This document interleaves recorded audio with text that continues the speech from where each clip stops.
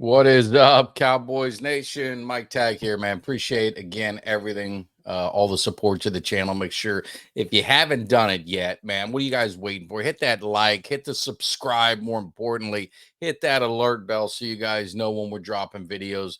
Definitely going to be, really pumped up to get this Thursday show tomorrow with Kevin Gogan, Big Nasty, one of the OGs of the Great Wall, two-time Super Bowl champion. So definitely go be pumped up to get his opinion.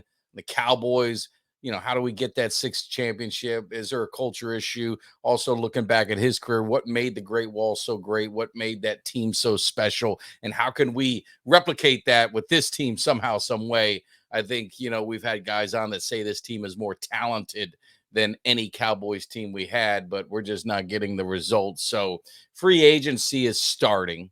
But make sure you guys hit that subscribe so you don't miss that show. But free agency is going to be starting soon, and you're getting all the rumors out there, everything kind of going, and you just kind of wonder, things going to stay the same?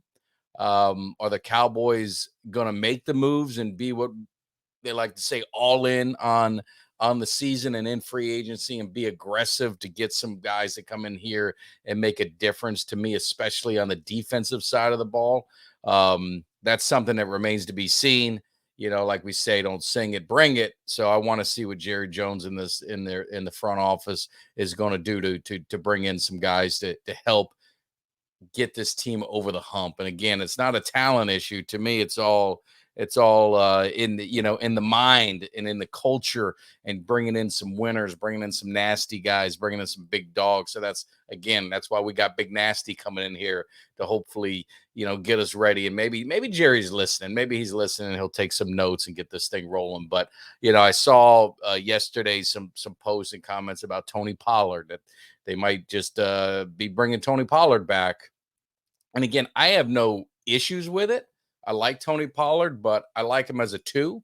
I don't like him as our lead dog. And there was something, I think Stephen Jones or one of those guys said he ended the year strong, and must have been watching a different season than I was, because I just didn't really see that as being strong. If that's strong, then we got some work to do. So again, I like Tony Pollard. I know he was coming off an injury, but I think what makes Tony Pollard special is being that number two back, being that explosive guy coming in, change of pace. So if they bring Tony Pollard back, I got no issues. It just leads me to believe, well, what are they going to do with the other running back? Are they just going to leave everything the same? If you're bringing Pollard back, that probably eliminates Barkley, it eliminates Henry, it eliminates a veteran, Josh Jacobs, someone that we want to, that we think could help this team be a lead dog. So then what are they, in the draft? Are they just going to draft a running back, which I don't have an issue with? I just, I'd rather have a known commodity if you're going for a lead dog now. Again, just my opinion, but that's just the way I feel about it. I think this team has got to do something to get over the hump. And I think on the offensive side, everything seemed to be going well, but the running game was just very inconsistent. And I said all year it's going to be our Achilles heel when it matters most, and it pretty much, in my opinion, it was. We just couldn't run the football consistently, and in the playoffs, that's going to be a crippler. And in some of these other games, when you're in these tight games, need to drain out the clock, things like that, we just didn't have the horses to get it done. So whether it be scheme, whether it be rotation, whatever it was, it just didn't get done. So again, we'll see what happens. I'd be happy to have Pollard back, but I'd be happy to have him back in the role that he had, not last year, but the years before. So just my thoughts on that. Definitely want to get your opinion as well. Do you agree with me? You think I'm an idiot? I mean, what's going on here? And then obviously Tyron Smith, I talked about that. Probably end of an era. Probably not bringing him back. I don't have a huge deal with it as long as I see what they're going to do with those resources. What are you going to do with the money? If you're going to address other areas that we need, I think that we've got the linemen, and then you've got the draft. So you're able to kind of get some stuff to backfill that. Plus, I mean, we just got to be honest with ourselves. Tyron Smith he's what we call living on borrowed time. He's just, injury waiting to happen. He hasn't had a full season, I think, since like 2015, 2016. I played 13 games last year, and he was an all-pro. When he's there, he's one of the best. But I think, again, when you're putting those resources in, could they be allocated somewhere else? And do we have some depth that we can, slide Tyler Smith over to left tackle, put in Bassett at guard? And then obviously I think we're going to have to address something in with the center position, because I talked about it with Kelsey, and then you kind of see it.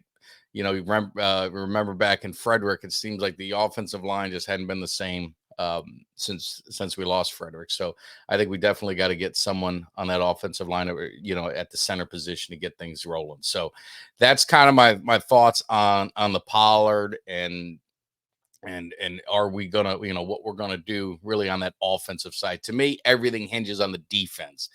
Defense wins championships. This defense, I hate to use the word soft, but their competitors they use the word soft, they use the word front runners, they used a lot of different words to describe this team, and they got to take it personal, and the defense has got to take it personal. So I think one of the keys to be active in free agency is the deal's got to get done for Dak and CD. I think they'll get done. Talked about the Cowboys picking up that fifth option. They're going to, obviously will, and they may extend Parsons. I know that's a priority, but these are the two deals I would get done this year, and then get Parsons done next year, unless there's a way they can finagle the cap to where it's not going to hurt them much, and spread the money around a little bit. Then get it done this year, and silence all the critics that are saying that he's going somewhere and Dallas doesn't want him and he doesn't want to be here.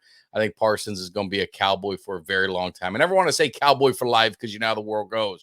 If I had to see Tony Dorsett, if I had to see Emmitt Smith wearing different uniforms, nobody's clear of that. Zeke wearing another uniform. So, is definitely life can move on. Tyron Smith's probably going to wear another uniform. So that's just the way it is. But Parsons will be a Cowboy for a very long time. I would say for the prime years of his career. How's that? So definitely going to get that done. But I think getting CD and Dak done is going to free up a lot of money and get this thing rolling. But they got to hurry it up. I mean, I think what's the 13th is the free agency starts right around there. So, like Johnny Cash once said, time's a wasting. So they better hurry up and get this thing done.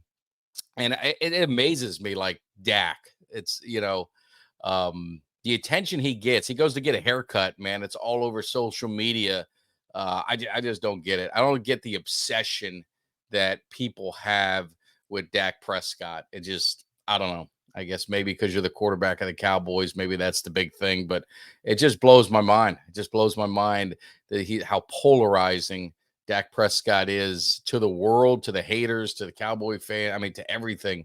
It's like nothing I've ever seen before. But getting a deal done with him, obviously he just welcomed birth of a child, and some, you get that maturity, he's getting that, all that kind of stuff. Maybe we'll get a little bit more hunger. I think he's hungry. I just think we got to get things rolling in the playoffs, get that hunger really going in the playoffs. But again, it's something we're going to talk about Thursday. Is culture overrated?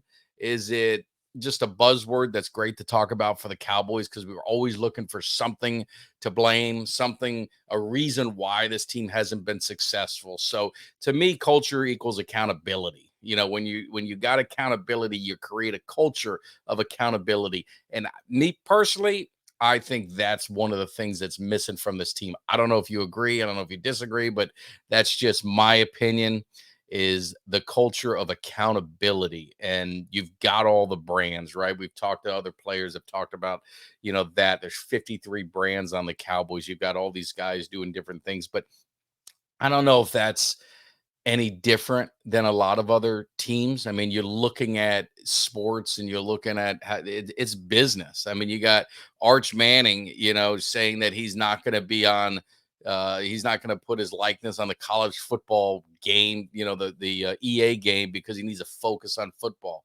Well, that has nothing to do with football. That has nothing to do with focus, but keeps you in, it keeps his name out there, keeps him relevant, keeps this going, because he's not even the starter right now in college. So all these players are actively building their brand, keeping themselves relevant within social media and within the world, because that's how they're all going to get paid. I mean, like I said, Dak is talked about every day Go find a channel. It used to be the old thing we used to talk about with Shaq is you could flip through the, your remote control, back when everyone had cable or whatever, and you could never go through all the channels without finding a Shaq, Shaq in a commercial or Shaq being talked about.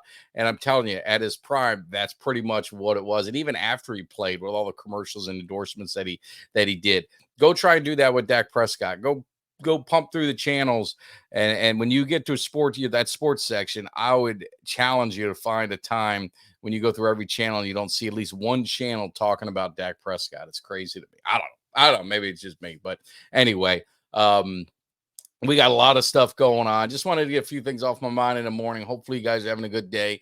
Definitely love the interaction. Definitely want to get this thing rolling even more. So make sure you guys hit that subscribe, hit the like, hit the share. We've got a lot of great stuff coming on. We've got a great giveaway. Cuts by Jones, the man who does, some badass cuts and custom cuts. You see it on that side of me. Did my name plate. He's done some stuff for me. He's given away a beautiful Dallas Cowboy helmet, and it's going to be kind of like a make sure you're listening kind of giveaway. There's going to be a question asked, and all you got to do is say what the answer was, and he's going to put you in a drawing. Just got to put it on his Twitter, and you get a chance to win this badass cut. When you see it, it looks better in person than it does when he shows it on his videos, but it's definitely something you definitely want to check out. And then we've got some more interviews getting lined up, kind of fill the off season, bringing some players in here, talking about the careers, talking about the rivalries, talking about, the Cowboys, what their thoughts are on, they're looking at this team. Can they get over the hump? We've been saying it for what, I don't know, 10 years now, 15 years now, 30 years now, if you want to go all the way back. But we had some lean years, so I don't want to really count those as getting over the hump. But I definitely say the last 3 years, solid 3 years, have been a problem because this team has won 12 games the last 3 years and has not been able to get over that hump. And, we ain't getting any younger. We ain't getting any younger. And I tell people, I've been fortunate to watch 3 Super Bowls, all wins with the Cowboys, not losses. So 49er fans, you guys lose all those Super Bowls. I don't know if I'm not a big fan of going to the Super Bowl to lose, but I'd look at my son who's going to be 20 years old. He's never seen the Cowboys in the Super Bowl. Shit, he's never even seen them in a championship game, never seen them sniff an opportunity. So that's kind of embarrassing for Cowboy fans, if I'm being honest. It is an embarrassing conversation you always have to have with the haters because it's really not a no-win. I mean, we always can go back to our championships and our history. You got to look at the whole history, and I get it. Proud of our history, but I'd love to have some stuff to talk about now. I'd love to talk about, hey, we won a Super Bowl last year. Hey, we won a Super Bowl 2 years ago, something.